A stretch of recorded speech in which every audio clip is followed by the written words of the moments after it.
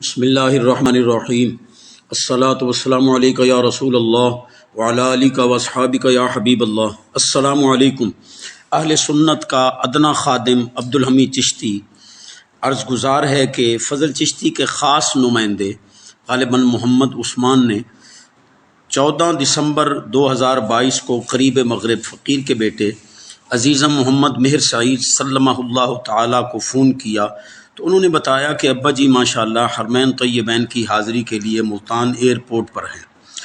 اس کے کچھ دیر بعد ہی سندری مولوی نے شب خون مارنے کی ناکام کوشش کرتے ہوئے 29 اکتوبر کے پیر بارو کریم علیہ رحمت کے عرس مبارک میں دہرائے گئے چیلنج قبول کرنے کا کلپ ریکارڈ کرا دیا۔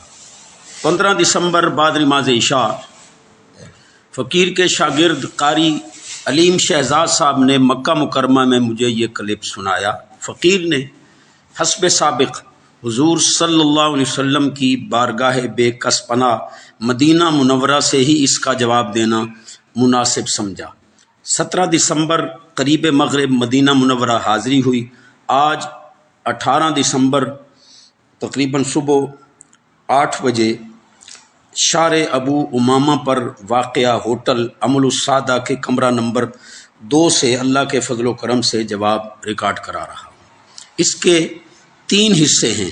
نمبر 1، سندر مولوی کے چیلنج قبول کرنے کی حقیقت۔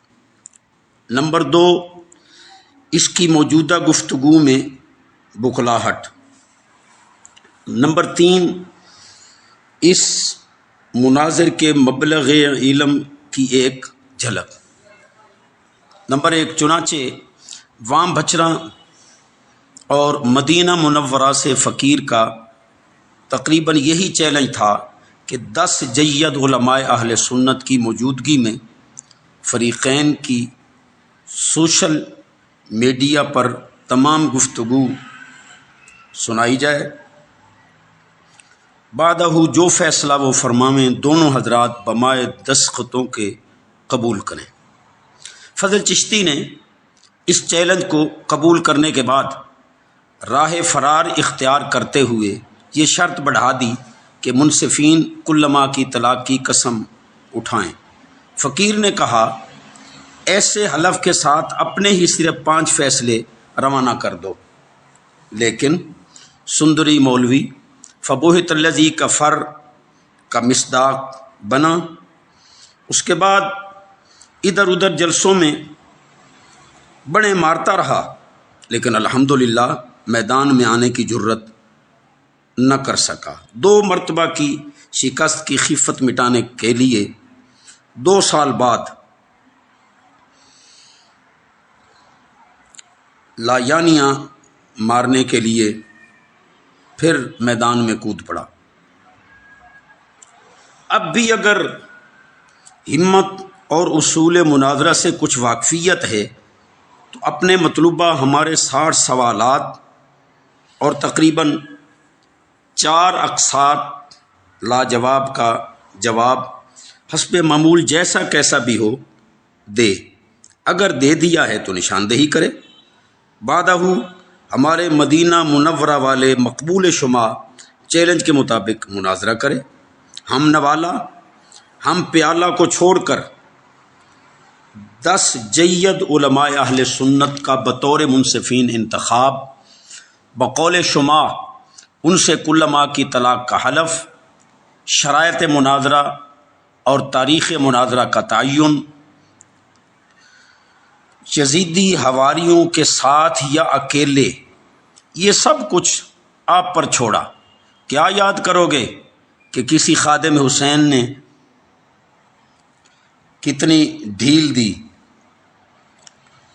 موضوع ہمارا ابتدا ہی سے یہی ہے کہ فضل چشتی گستاخ صحابہ و اہل بیت ہے۔ مقام مناظرہ فضل چشتی کا آبائی گاؤں۔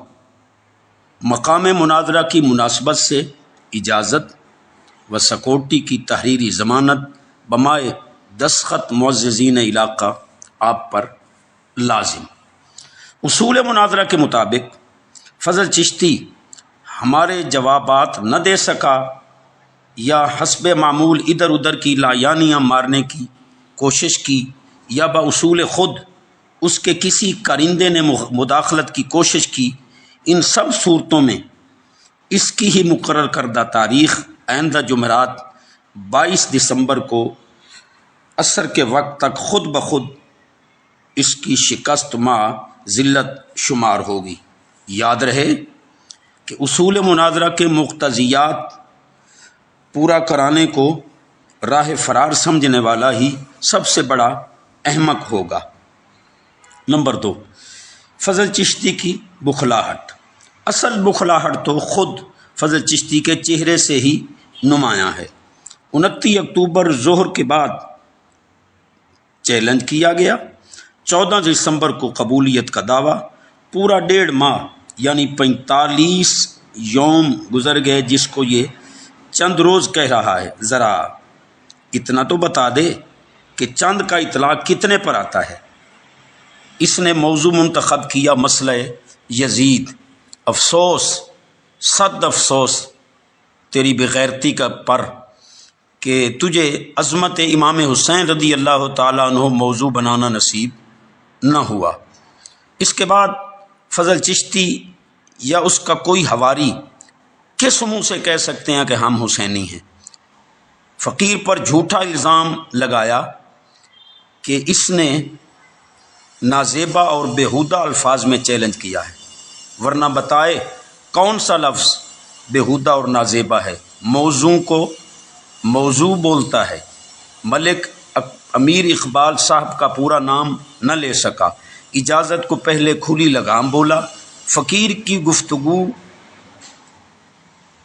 کے لیے نااہلی کا یقین کر کے بھی تقریباً سال سے زائد سوشل میڈیا پر اکثر لا حاصل گفتگو کرتا رہا۔ پھر بتائے کہ کیا حد سے تجاوز کرنے کے بعد اہلیت لوٹ آتی ہے کہ دوبارہ گفتگو کے لیے تیار ہے؟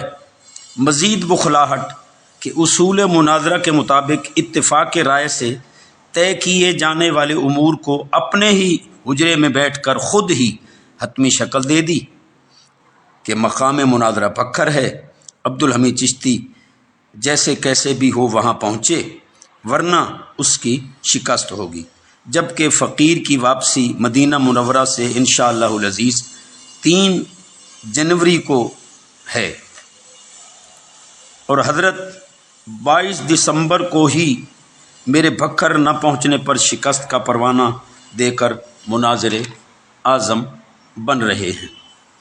مناظر ہوں تو ایسے کہ جن کو مناظرے کی ابتدائی اصول بھی یاد نہیں۔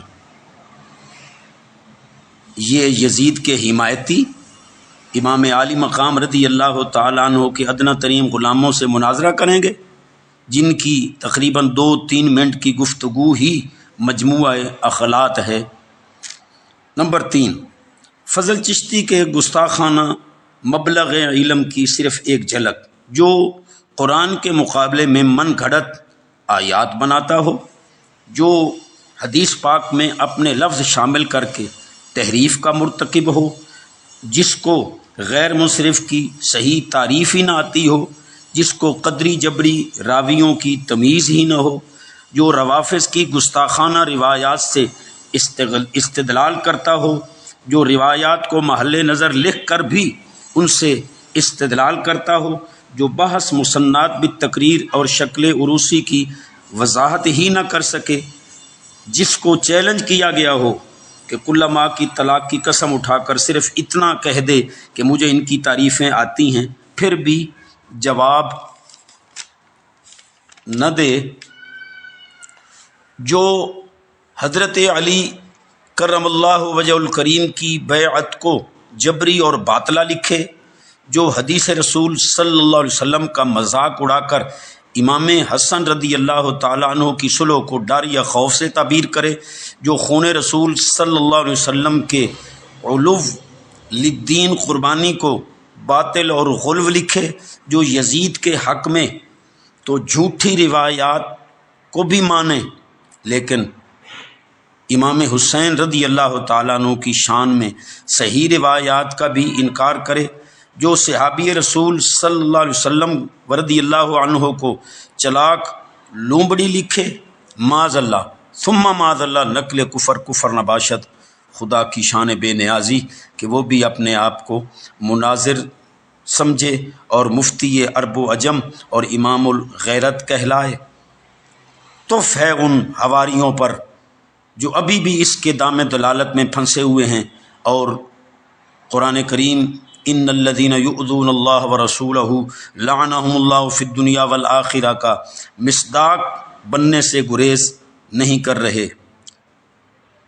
فضل چشتی حسب معمول پینترے نہ بدل، شعبدہ بازیاں نہ دکھا، عوام کی آنکھ میں دھول ڈالنے کی ناکام کوشش نہ کر۔